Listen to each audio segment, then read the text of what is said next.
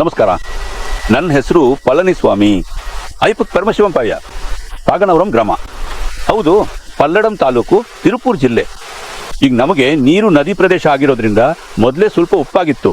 ಆಗ ಉಪ್ಪಿದ್ದಾಗ ನಮಗೆ ಕೃಷಿಗೆ ಸ್ವಲ್ಪ ತೊಂದರೆ ಆಗುತ್ತಿತ್ತು. ಬೇರೆ ಇಳುವರಿಗಿಂತ ಇದರಲ್ಲಿ ಇಳುವರಿ ಕಡಿಮೆನೇ ಬರ್ತಾ ಇತ್ತು. ನನ್ನ ಮಗಳು MSc ಬಯೋಟೆಕ್. ಅವಳೇ ಹೇಳಿದ್ಲು, ನೀರಲ್ಲಿರುವ ಮಾಲಿಕ್ಯೂಲ್ಸ್ನ ಒಡೆದ್ಬಿಟ್ರೆ ಉಪ್ಪು ನೀರಿನ ಗುಣ ಕಡಿಮೆ ಆಗುತ್ತೆ ಅಂತ. ಅದನ್ನು 24 ಗಂಟೆಗಳಲ್ಲಿ ಬಳಸಿದಾಗ ಅದರ ಗುಣಮಟ್ಟ ಸಿಹಿ ನೀರಿಗೆ ಸಮನಾಗಿ ಬರುತ್ತೆ ಅಂತ ಹೇಳಿದ್ರು.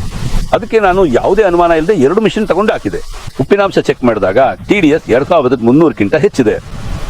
ಅದು ಬಂದು ಈ ನೀರು ಈ ಡಿವೈಸ್ ಹಾಕಿರೋದ್ರಿಂದ ಅದು ಒಳ್ಳೆ ಫಲಿತಾಂಶ ಕೊಡ್ತಿದೆ. ನೀರು ಒಡೆಯೋದ್ರಿಂದ ಆ ಮಾಲಿಕ್ಯೂಲ್ಸ್ ಒಡೆದು ಹೋಗುತ್ತೆ. ಒಡೆದಾಗ ಉಪ್ಪಿನಾಂಶ ವ್ಯತ್ಯಾಸ ಆಗುತ್ತೆ. ಖರೀದಿಸಿ 2 ವರ್ಷ ಆಯಿತು. 2 ವರ್ಷದಿಂದ ಇದಕ್ಕೆ ಯಾವುದೇ ನಿರ್ವಹಣೆ ಇಲ್ಲ. ನಾನು ಮೊದಲು ತಗೊಂಡ ತಕ್ಷಣ ನನ್ನ ನೀರಿನ ಔಟ್ಪುಟ್, ನೀರು ಹೊರಗೆ ಬರುತ್ತಲ್ಲ, ಆ ಹೊರಗೆ ಬರೋ ಜಾಗದಲ್ಲಿ ಹಾಕಿದೆ.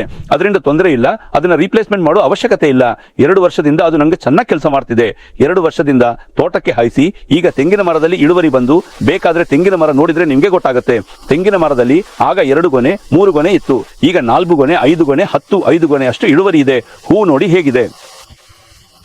ಸರಿ, ಒಳಗೆ ಹೋಗಿ ನೋಡಿದ್ರೆ ಕರಿಬೇವಿನ ಗಿಡ, ಉದಾಹರಣೆಗೆ ಕರಿಬೇವಿನ ಗಿಡ. ಸರಿ, ಕರಿಬೇವಿನ ಗಿಡ ಮೊದಲು ಅಷ್ಟು ಚೆನ್ನಾಗಿರ್ಲಿಲ್ಲ. ಈಗ ಮನೆಯೊಳಗೆ ಹೋಗಿ ನೋಡಿದ್ರೆ ಕರಿಬೇವಿನ ಗಿಡ ಹಾಗೆ ಚಿಗುರೊಡೆದು ತುಂಬಾ ಹುಲಸಾಗಿ ಬರ್ತಿದೆ. ಸರಿ, ಮೊದಲು ನಾನು ಹೊರಗಡೆಯಿಂದ ಕರಿಬೇವಿನ ಗಿಡ ಉಳಿಸ್ಕೊಳ್ಳಕ್ಕಾಗದೆ ಹೊರಗಡೆಯಿಂದ ತರಿಸ್ತಾ ಇದ್ದೆ. ಈಗೇನಾಗಿದೆ ಅಂದ್ರೆ ಗಿಡ ತುಂಬಾ ಹುಲಸಾಗಿದೆ, ಕಣ್ಣಿಗೆ ಕಾಣಿಸಲ್ಲ. ಇಷ್ಟು ಹೂವೆಲ್ಲಿದೆ, ಇಷ್ಟು ಹೂವಿದೆ. ಮಳೆಯೂ ಇಲ್ಲ, ನಮಗೆ ಮಳೆ ಕಡಿಮೆ. ನಮಗೆ ಈ ವರ್ಷ ನಮ್ಮ ಪ್ರದೇಶದ ಬಗ್ಗೆ, ಈ ಪ್ರದೇಶದಲ್ಲಿ ಮಳೆ ಕಡಿಮೆ. ಈಗ ಆ ಗಿಡಕ್ಕೆ ಮಳೆಯಲ್ಲಿ ಬರಬೇಕಾದ ಪಕ್ವತೆ ಇದರಲ್ಲಿ ಇದೆಯಲ್ಲ. ಮಳೆಯಲ್ಲಿ ಏನ್ ಬೆಳವಣಿಗೆ ಸಿಗುತ್ತೋ, ಹೂವಿನ ಇದು ಸಿಗುತ್ತೋ, ಅದು ಈಗ ಈ ನೀರಲ್ಲೇ ಸಿಗ್ತಿದೆಯಲ್ಲ. ಮಾವಿನ ಗಿಡ ನೋಡಿ, ಮೊದಲೆಲ್ಲ ಒಂದು 10 ಕಾಯಿ ಬೆಳವಣಿಗೆಯೇ ನಮ್ಮ ಗಿಡದಲ್ಲಿ ಅಷ್ಟು ಇರ್ಲಿಲ್ಲ. ಸರಿ, ಈಗ ನೋಡಿದ್ರೆ ಜೋತಾಡ್ತಿದೆ. ಈಗ ಕಾಯಿ ಹಿಡಿದಿದ್ಯಾ ಹಿಡಿದಿದೆ. ಈ ಕಿತ್ತು ಈ ಕೆಳಗೆ ಬಿದ್ದರೆ ಏನಾಗುತ್ತೆ ಅಂದ್ರೆ ಅಳಿಲ್ ಕುಕ್ಬಿಡುತ್ತೆ. ಈಗ ತಾನೇ ಒಂದು 40 30 50 ಕಾಯಿ ಕಿತ್ತು ಎಲ್ಲರೂ ಕೊಟ್ಬಿಟ್ಟೆ. ಹೌದಾ ಹೌದು, ಈ ಕಾಯಿ ಇದೆ, ಇನ್ನೂ ಇದೆ, ಕೆಳಗೆ ಜೋತಾಡ್ತಿದೆ. Water apple. ಇದಕ್ಕಿಂತ ಮುಂಚೆ ಇಳುವರಿ ಕಡಿಮೆ ಇತ್ತು. ಈಗ ವಾಟರ್ ಆಪಲ್ ಬಂದು ಅಷ್ಟು ತುಂಬಾ ಹಿಡಿತಿದೆ. ಹಿಡಿಯೋದ್ರಿಂದ ಹೋಗೋ ಗಿಳಿಗಳು ಬಂದು ತಿಂದು ಹೋಗ್ಬಿಡುತ್ತೆ.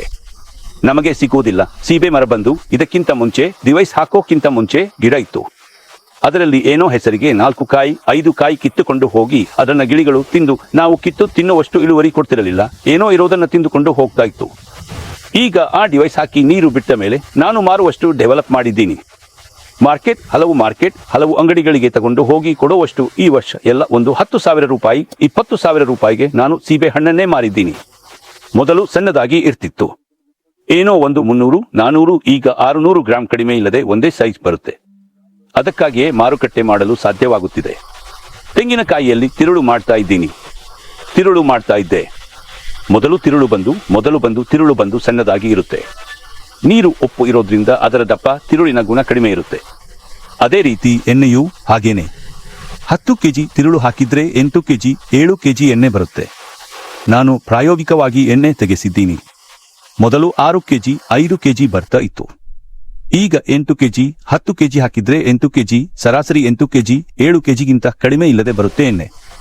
ಕುರುಂಬೆಗಳೆಲ್ಲ ಉಪ್ಪು ನೀರು ಹರಿಯುವುದರಿಂದ, ನೀರು ಸರಿಯಾಗಿ ಕಾಂಬಿನೇಷನ್ ಸಿಗದೇ ಇರುವುದರಿಂದ, ಎಲ್ಲ ಸತ್ವ ಪಾಸ್ ಮಾಡಲು ಆಗದೇ ಇರುವುದರಿಂದ ಕುರುಂಬೆಗಳೆಲ್ಲ ಮರದಲ್ಲಿ 40 ಕುರುಂಬೆ 50 ಕುರುಂಬೆ, ಒಂದು ಹೊಂಬಾಳೆಯಲ್ಲಿ ಬಂದ್ರೆ 40 ಕುರುಂಬೆ 50 ಕುರುಂಬೆ 70 ಕುರುಂಬೆ ನಿಲ್ಲುತ್ತೆ.